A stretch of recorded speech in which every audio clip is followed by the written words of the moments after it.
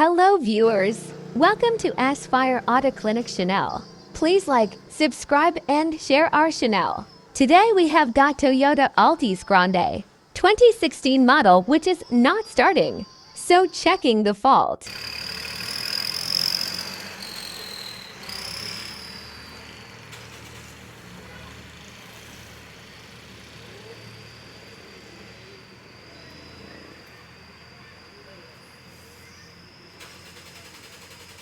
No start.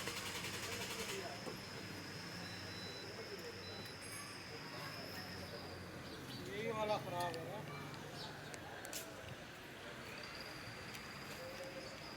Self लगाएं।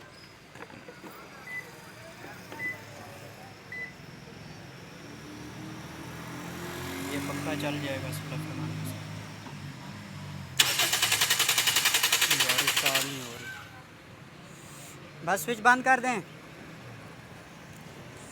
ये जिसका ये फेकर रिले है, ये वाला ये चेंज करेंगे, इंशाल्लाह मसला हल हो जाएगा।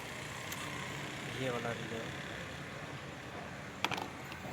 ये इसको निकालेंगे, ये इसको निकाल दिया। अब ये वाला सही वाला इधर लगाएंगे। ये ख़राब हो गया, ये इग्निशन ऑन हो गया। स्टार्ट करें अंकल। अब इंशाल्लाह गाड़ी स्टार्ट हो गई। हाँ, गाड़ी स्टार्ट हो गई, मसला हल हो गया।